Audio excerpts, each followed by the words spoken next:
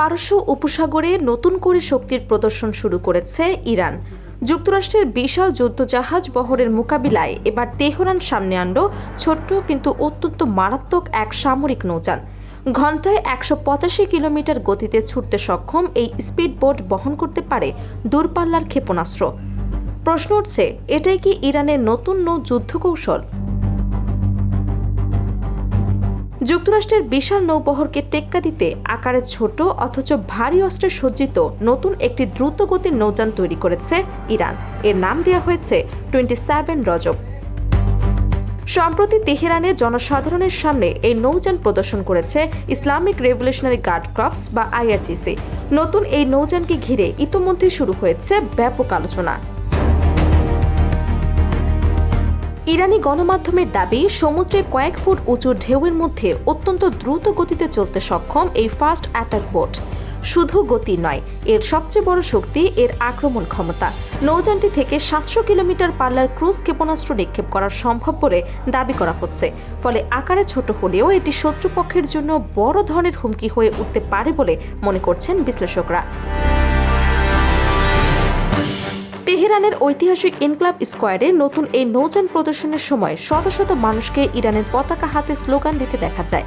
সামরিক সক্ষমতা প্রদর্শনের পাশাপাশি এটি ছিল এক ধরনের রাজনৈতিক বার্তাও। মধ্যপ্রাচ্যে চলমান উত্তেজনার মধ্যে নিজেদের প্রতিরক্ষার সক্ষমতা এবং প্রযুক্তিগত অগ্রগতির বিষয়টি বিশ্বকে জানিয়ে দিতে চায় তেহরান। সাধারণ কোনো স্পিড বোট নয় এই 27 রজব। ইরানের সংবাদ মাধ্যমগুলো একে গতি, ক্ষিপ্রতা এবং দূরপাল্লার হামলা চালানোর সক্ষমতার সমন্বয় তৈরি করেছে একটি আধুনিক সামরিক প্ল্যাটফর্ম হিসেবে বর্ণনা করে। মাঝ সমুদ্রের উত্তাল পরিবেশেও ঘণ্টায় প্রায় ১৮৫ কিলোমিটার গতিতে চলতে পারে এটি। একই সঙ্গে বহন করতে পারে একাধিক ক্ষেপণাস্ত্র এবং উন্নত যুদ্ধ সরঞ্জাম। সামরিক বিশ্লেষকদের মতে, দীর্ঘদিন ধরে অনুসরণ করা যুদ্ধনীতির অংশ হিসেবে এমন নৌযান তৈরি করেছে ইরান। কারণ সরাসরি সামরিক শক্তির বিচারে যুক্তরাষ্ট্রের বিশাল নৌবাহিনীর সঙ্গে প্রতিযোগিতা করা তেহরানের পক্ষে সহজ নয়। তাই বড় যুদ্ধজাহাজের পরিবর্তে ছোট, দ্রুতগতির এবং ভারী অস্ত্রে সজ্জিত নৌযানের বহর গড়ে তোলার কৌশল গ্রহণ করেছে দেশটি। এই কৌশলকে অনেক বিশেষজ্ঞ মস্কিউটো ফ্লিট বা মশা বাহিনী কৌশল বলে অবহিত করেছেন। ধারণাটি হল, অসংখ্য ছোট এবং দ্রুতগতির নৌযান একসঙ্গে আক্রমণ চালিয়ে বড় এবং শক্তিশালী যুদ্ধজাহাজকে চাপে ফেলতে পারে। বিশেষ করে সংকীর্ণ জলপথে এই ধরনের কৌশল কার্যকর হতে পারে বলে মনে করা হয়। বিশ্লেষকদের মতে, হরমুজ প্রণালীকে কেন্দ্র করে মূলত এমন পরিকল্পনা বাস্তবায়ন করেছে ইরান।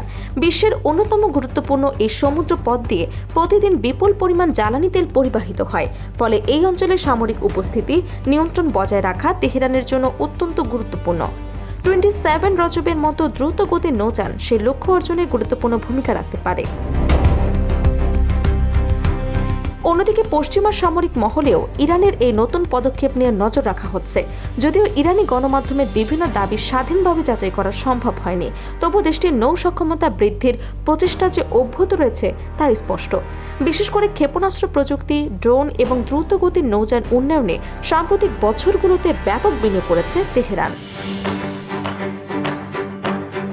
সব মিলিয়ে 27 রজব শুধু একটি নৌযান নয়, বরং ইরানের সামরিক কৌশলের একটি গুরুত্বপূর্ণ প্রতীক হিসেবেই দেখা হচ্ছে।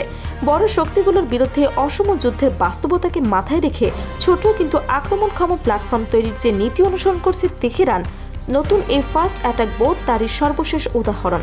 এখন দেখার বিষয়, পারস্য উপসাগর এবং হরমুজ প্রণালীর কৌশলগত সমীকরণে এই নতুন সংযোজন কতটা প্রভাব ফেলতে পারে।